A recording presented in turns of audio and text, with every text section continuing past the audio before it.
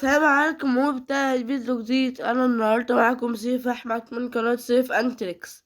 انا النهارده جاي اكلمكم عن كلب ما خدش شعبيه كبيره قوي في تربيته، ولكن الكلب ده عنده 3 مميزات.